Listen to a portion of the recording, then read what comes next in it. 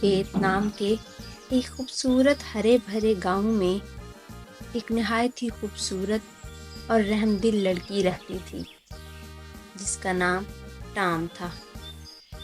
Tom کے باپ کی وفات ہو چکی تھی اور اس کے بعد وہ اپنی سوتیلی ماں اور بہن کے ساتھ رہتی تھی جو اس کے ساتھ نہایت ہی بدسلوکی سے پیش آتی تھی۔ اس کی ماں سارا دن اس سے کام کرواتی تھی جبکہ اس کی بہن سارا دن فارغ رہتی تھی۔ ایک دن وہاں کے بادشاہ نے گاؤں میں ایک بہت بڑی دعوت کا اہتمام کیا جہاں پر گاؤں کے تمام لوگوں کو شرکت کی دعوت دی گئی۔ تو ٹام کی سوتیلی بہن کام وہاں جانا چاہتی تھی تو وہ دعوت کے دن بہت ہی زیادہ خوبصورت لباس پہنے تیار ہوئی۔ ٹام بھی وہاں جانا چاہتی تھی لیکن اس کی سوتیلی ماں اس سے حسد رکھتی تھی اور اسے ساتھ نہیں لے جانا چاہتی تھی، تو اس نے بہانہ بنا کر اسے گھر کے ایسے کام دیے جو کہ اس وقت میں کرنا مشکل تھے اور اسے کہا کہ اگر وہ یہ کام کر لیتی ہے تو وہ دعوت میں آ سکتی ہے۔ تو ٹام نے جب یہ سارے کام دیکھے تو وہ مایوس ہو کر بیٹھ گئی کہ وہ یہ کام کبھی بھی نہیں کر پائے گی۔ لیکن جیسے ہی وہ مایوس ہو کر بیٹھی تو اسی وقت وہاں پر ایک عجیب و غریب عورت آئی۔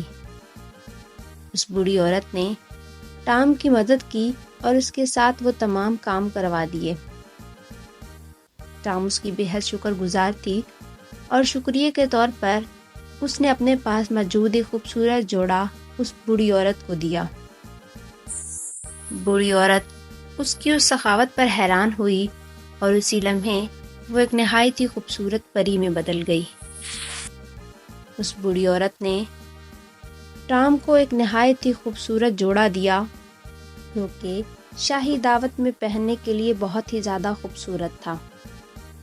تو ٹام خوشی میں نہا گئی اور اس نے وہ جوڑا فوراً ہی پہن لیا۔ وہ خوبصورت سا گاؤن پہنے وہ اس دعوت میں شامل ہوئی جہاں پر بادشاہ اپنے شہزادوں کے ساتھ آیا ہوا تھا۔ تو شہزادے نے جب ٹام کو دیکھا تو وہ اس کی اچھائی اور خوبصورتی سے بہت ہی زیادہ متاثر ہوا۔ اسے ایک ہی لمحے میں ٹام بہت ہی زیادہ پسند آ گئی اور شہزادے نے کہا کہ وہ ٹام کو اپنی دلہن بنانا چاہتا ہے۔ یہ دیکھ کر ٹام کی سوتیلی بہن اور اس کی ماں غصے سے لال پیلی ہو گئیں، لیکن اب وہ کچھ نہیں کر سکتی تھیں۔ اس کے بعد شہزادے نے ٹام کے ساتھ شادی کر لی